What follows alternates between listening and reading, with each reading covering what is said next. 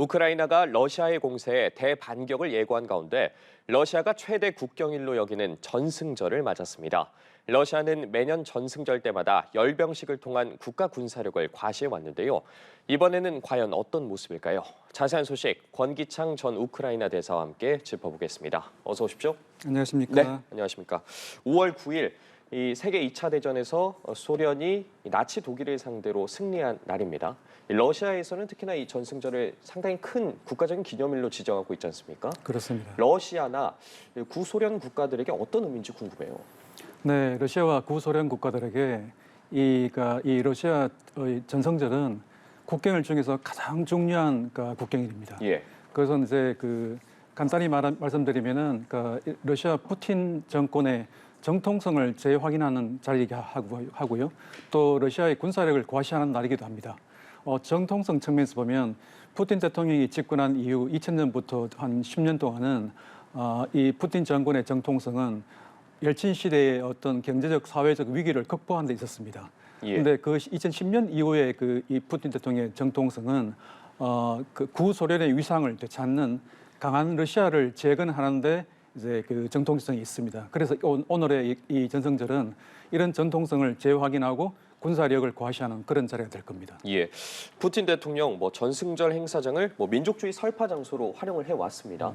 지난해에도 승리는 우리 것이라고 강조한 바 있거든요. 네. 이번 열병식에서 어떤 내용이 담길지도 궁금하고 우크라이나 관련 이야기 나올까요? 네, 우크라이나 관련 얘기 당연히 나올 겁니다. 예. 제가 생각해 보기에는 푸틴 대통령이 전달하고자 하는 메시지는 한 세 가지 정도로 요약해 볼 수 있는데요. 예. 첫 번째로는 지금 우크라이나에서 시행하고 있는 이 특별 군사 작전이 어떤 희생을 치더라도 끝까지 완수할 것이라는 걸 아마 그런 의지를 표명할 것으로 보입니다. 그러니까 우크라이나에서 작전을 성공해서 우크라이나 정권을 타도하고 우크라이나의 탈군사화를 가져오겠다는 것이죠. 두 번째로는 이 우크라이나 이 전쟁을 지지하기 위한 러시아 국민들의 어떤 지지와 단합을 요청할 것으로 보입니다. 지금 전쟁이 장기화되면서 러시아 국내에서는 이 전쟁에 대한 불만과 피로감이 자꾸 누적되고 있고 그런 징후가 계속 나오고 있습니다. 그러니까 푸틴 대통령으로서는 이 전쟁이 더욱더 장기화되고 있는 이 전쟁에 대비하고 이기 위해서는 어느 때보다도 러시아 국민들의 이제 지지와 단합이 필요한 거거든요. 그래서 그런 부분을 요청할 거고요. 세 번째 마지막으로는 지금 이번 전승절 행사에는 예년과 마찬가지로 구소련 국가들의 정상이 동참하고 있습니다. 그래서 카자흐스탄, 키르기스탄, 벨라루스 대통령 등이 이제 동참하고 있는데요. 이번 푸틴 대통령은 이번 이 전쟁이 이 서방의 침공에 맞서서 러시아를 지키기 위한 그런 전쟁이라고 묘사해 왔기 때문에 이런 구소련 국가들로 하여금 이 대서방 전쟁에 위해서 연대와 지지를 아마 요청할 것으로 보입니다. 예, 러시아 매년 전승절 때마다 열병식에 이 대규모 군인들을 동원해 왔고 최신 무기를 공개를 했거든요. 이번 열병식에서도 미사일 등 최신 무기 공개할 거라고 보십니까? 네, 저는 그렇게 생각합니다. 예. 항상 이렇게 이번 전승절은 러시아의 우수한 최신 무기들을 과시하고 보여주는 그런 자리로 활용했기 때문에 이번에도 아마 거의 틀림없이 최신 미사일이라든가 최신 탱크 같은 그런 고성능 무기를 보여줄 것으로 생각되고요. 또한 이제 이 전승절의 어떤 위용을 보여주기 위해서 아마 한 수백 대의 군용 차량과 그리고 다수의 이제 징집병들을 동원해서 아마 행사에 동원할 것으로 보입니다. 예. 그런데 이번 전승절 행사 좀 달라 보이는 부분이 있습니다. 러시아 내 20여 개 지역에서 열병식을 취소했다고 하더라고요. 네. 이 이유 뭐라고 봐야 될까요? 그 이유는 한 두 가지 정도로 생각해 볼 수 있는데요. 첫 번째로 가장 중요한 것은 지금 우크라이나가 봄철 공세를 예고하고 있습니다. 예. 그러니까 이달 중에 반격을 할 것으로 예상되고 있는데요. 이런 우크라이나의 반격 역량을 약화시키기 위해서 중요한 지역을 콕 집어서 일단 미사일 같은 걸로 공격을 하고 있고요. 예.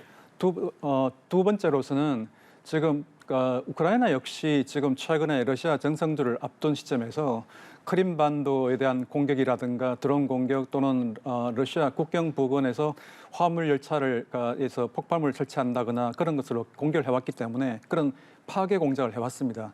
그래서 러시아는 이런 전쟁 상황에서 러시아가 이제 이 전쟁의 주도권을 쥐고 있다는 그런 부분을 보여주기 위해서 우크라이나 전역에 미사일을 공격하고 있다고 생각됩니다. 예. 그런데 일각에선 이미 우크라이나 전쟁에 너무 많은 병력과 장비들을 쏟아 부었기 때문에 좀 이런 부분 공개가 어렵다. 좀 규모나 이런 게 줄어들 수밖에 없다. 이런 분석 나오고 있거든요. 이거 어떻게 네, 보시나요? 네, 그런 분석도 있습니다. 그러니까 이번 열병식 행사를 이 성전전 그러니까 전성절 행사를 원래는 작년 같았으면 수십 개 지역에서 했을 텐데 이번에는 축소시켜서 한 14개 정도 지역에서 한다는 것인데요. 그 이후로는 지금 우크라이나와 전쟁 중인 상황에서 다수의 우수한 고성능 무기와 장비들이 전장에 투입되어 있고 그런 점에서 이제 그 다수의 지역에서 전쟁적 행사를 열병식을 하기가 힘든 부분이 있고 두 번째는 어떤 군사적 취약성입니다. 지금 우크라이나가 드론 같은 걸 이용해서 러시아 크림반도와 이 본토를 공격하고 있는 상황에서 그러니까 러시아 정부 당국에서는 그런 취약성에 대해서 굉장히 좀 우려하고 있는 부분이 있는 거죠. 말하자면 이 보안 측면에서 굉장히 우려하는 부분이 있기 때문에 행사를 많이 축소한 것으로 보입니다. 예, 이 부분도 좀 눈길을 끌거든요. 우크라이나 고위 관리가 푸틴 대통령이 이번 전승절에서 대역을 쓸 수도 있다. 이런 가능성을 제기했어요. 네, 사실 이번 전쟁 이후부터 여러 차례 푸틴 대통령이 그 대역을 쓰고 있다는 그런 논란이 이미 제기되었었습니다. 예를 들어 금년 3월 푸틴 대통령이 마리우폴, 그러니까 전쟁 지역인 마리우폴을 방문했을 때도 진짜 푸틴 대통령이 아니라 푸틴 대통령의 대역이었다는 그런 주장이 나오게 했거든요. 근데 과거의 행사 사진을 보면은 턱 모양 같은 것이 미세하게 다른 모습이 포착되고 있기 때문에 푸틴 대통령이 대역을 쓰고 있는 것은 확실한 것 같은데 제가 보기에 전성절 같은 중요 행사에 국제사회가 주목하고 있는 이 행사에 대역을 썼다가 만약에 대역이라는 게 그러니까 노출이 되면 국제적인 망신일 거기 때문에 아마 전성절 행사에 대역을 쓸 가능성은 저로서는 제가 보기에는 굉장히 적어 보입니다. 예. 특히 러시아의 여러 도시들 지금 보안 조치 강화하고 있거든요. 네. 지난 2일이었죠. 이 네. 크렘린궁 위에서 드론 2대가 잇따라 폭발한 사건 의식하는 걸로 보이는데 네. 아직 배후는 여전히 미스테리인데 푸틴 대통령 이 머리 위까지 날아든 드론 배후 누구일지도 궁금하고 이게 러시아 자작극이란 해석도 있거든요. 네. 지금 그 러시아 정부 쪽 주장은 드론을 보낸 것은 우크라이나지만 이걸 보내라고 사주한 것은 미국이다 이렇게 얘기하고 있습니다. 말하자면 미국이 사주해서 우크라이나 하여금 드론을 보내서 이 푸틴 대통령이 거처하는 크렘린궁을 공격하겠다는 것인데요. 근데 그것은 사실 뭐 좀 사실이 아닐 가능성이 농후합니다. 왜냐하면 미국 입장에서 볼 때는 미국은 우크라이나의 무기를 점해서 러시아를 그러니까 패퇴시키는 게 중요한 전략적 목표이긴 하지만 또 한편 러시아와의 군사적 충돌을 피하는 것은 더 중요한 이 전략적 목표입니다. 그런 미국이 사주해서 굳이 푸틴 대통령의 목숨을 노리는 드론을 보내는 걸 사주했다는 것은 이 미국 정부 입장에서 볼 때는 굉장히 터무니없다고 생각이 들 겁니다. 그건 사실이 아닐 가능성이 높습니다. 아, 그렇군요. 네. 이 러시아가 또 전승절을 앞두고 우크라이나에 대대적인 공습을 퍼부었습니다. 역대 최대 규모의 자폰 드론 공격이라고 평가를 받고 있더라고요. 전승절 앞두고 이렇게 대대적 공습을 벌이는 이유 어떻게 봐야 될까요? 전승절을 앞두고 대대적인 공격을 보낸 것은 아무래도 그러니까 우크라이나가 이제 반격 공세를 앞둔 상황에서 이제 그 우크라이나 공격 능력을 이제 약화시키기 위한 그런 게 아무래도 좀 가장 많을 것 같고요. 그다음 우크라이나도 지금 최근에 이제 크림반도를 포함해서 러시아 본토에 대해서 그런 어떤 그 공격을 해왔기 때문에 우크라이나로서는 이제 반격 준비의 일환으로 이제 그렇게 분석이 되고 있습니다. 그런 상황에서도 러시아가 또 대응을 하지 않으면 러시아가 전쟁의 주도권을 빼앗긴 같은 인상을 주기 때문에 러시아도 그렇게 이제 대응을 하고 있는 것으로 보입니다. 미리 약간 어쨌든 선제적인 조치를 취했다 이런 쪽으로도 저희가 볼 수 있겠네요. 네, 그렇게 볼 수 있겠죠. 예. 네. 우크라이나도 말씀하신 것처럼 전열을 정비하고 있는데 젤렌스키 대통령 5월 8일을 우크라이나에서의 2차 세계대전 기념일로 그리고 5월 9일이죠. 네. 유럽의 날로 지정하는 법안을 의회에 제출했습니다. 네. 이게 어떤 걸 의미하는지 좀 짚어주시죠. 네, 원래 우크라이나에서도 사실 러시아와 마찬가지로 구소련 시절부터 5월 9일을 이 성전 기념일로 그렇게 기념하고 있었습니다. 그런데 이번에 금전부터 이제 처음으로 러시아가 성전 기념일로 하는 5월 9일이 아니라 유럽에서 성전 기념일로 이렇게 하는 5월 8일을 성전 기념일로 하고 5월 9일을 이제 유럽 통합의 날로 지정한다는 조치를 발표한 것은 한마디로 말해서 러시아와 같은 길을 가지 않겠다는 그런 의미입니다. 말하자면 러시아와 같이 행동하지 않겠다.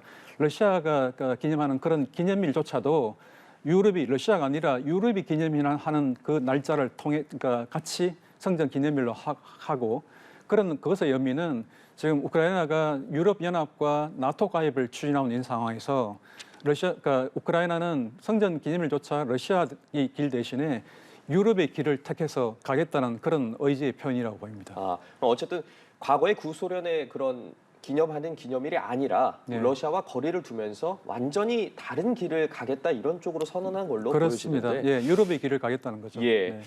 러시아에 대한 대대적인 반격 언제쯤 나설 거라고 보십니까?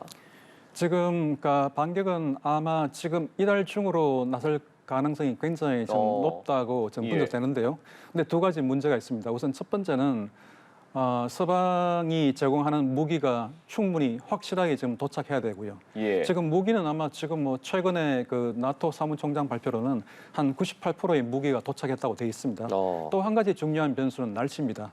지금 우크라이나는 추운 나라이기 때문에 지금 이제 5월 경에 이제 지금 5월이죠. 지금 이제 이 얼었던 땅이 풀리고 이제 녹고 있기 때문에 소위 말하는 라스푸티스 현상, 땅이 이제 얼어붙은 땅이 녹으면서 진흙탕이 되는 그런 과정을 지금 겪고 있기 때문에 작전을 개시하려면 그러면 탱크 장갑차들이 충분히 가동하기 쉬워야 되는데 그러려면 땅이 말라야 되는 거죠. 그래서 그런 땅이 마르기를 지금 현재 기다리고 있는 상황이라 볼 수 있습니다. 저희가 지금 우크라이나 봄철 대반격을 예상해 보고 있는데 그런데 러시아군이 새로운 무기를 도입을 하면서 이 계획을 좀 수정해야 된다. 일각에서 이런 주장도 나오고 있거든요. 네. 이런 계획 수정할 거라고 보십니까? 충분히 수정할 가능성이 있습니다. 왜냐하면은 이 전쟁에서 새로운 무기의 출현은 이 게임 체인저, 말하자면 전쟁의 판도를 바꿀 수 있기 때문에 거기에 대한 대비 없이 전투에 공세에 나섰다가는 대실패를 겪을 수 있거든요. 그래서 지금 특히 그 러시아가 지금 사용하고 있는 활강 그 폭탄이라는 그것이 굉장히 그 낮은 이 러시아 전투기에서 쏘면은 그 폭탄에 날개가 달려 있어 가지고 한 40km에서 50km를 날아가지고 목표물을 이제 폭파시킨다고 그럽니다.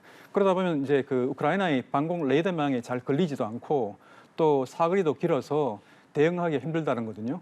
그래서 우크라이나가 갖고 있는 방공망 시스템, 패트리어트 미사일 시스템 같은 것은 미사일 한 발당 굉장히 비쌉니다. 그 수십억을 가는 그런 미사일이기 때문에 그런 무기로 대응하는 것은 아주 극히 비효율적이기 때문에 우크라이나에서 지금 고심하고 있다는 얘기고요. 아마 이런 활강폭탄에 대한 이런 러시아 신무기에 대한 대응 방안이 마련된 다음에야 아마 반격을 시작할 수 있을 것 같습니다. 예. 이런 가운데 유럽연합 집행위원회가 러시아의 우크라이전 수행을 돕는 중국 기업들에 대한 제재를 가하기 시작을 했습니다. 중국 입장에선 당연히 반발하고 있는 게 현실인데 이런 상황에서 미국의 전 국무부 장관이 중국의 중재로 우크라이나와 러시아의 평화 협상이 시작될 가능성이 있다고 전망을 했거든요. 이 이야기 어떻게 보셨습니까? 예, 키친저 전 국무장관이 이제 그렇게 얘기를 했는데요. 지금 금년 2월까지도 사실 중국이 이제 평화 협상안이라고 내세운 이제 12개 조항에 대해서 서방과 그러니까 미국은 굉장히 냉소적인 반응을 보였습니다. 그 보면 굉장히 러시아의 철군을 주장하는 내용은 없이 러시아에 대한 경제 제재를 해제해야 된다는 그런 일방적인 주장을 담고 있었거든요.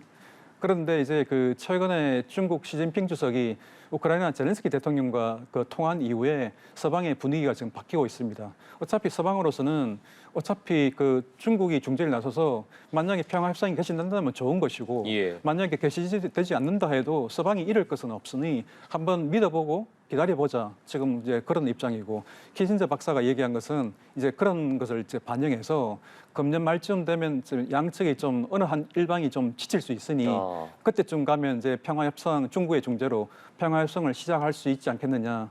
그것은 지금 굉장히 현실적이고 합리적인 판단이라고 생각됩니다. 어쨌든 이번 달에 양국의 그런 태세나 행동들이 좀 주목이 되고 있습니다. 지금까지 러시아 전승절 관련해서 권기창 전 우크라이나 대사와 이야기 나눠봤습니다. 오늘 말씀 고맙습니다. 네, 감사합니다.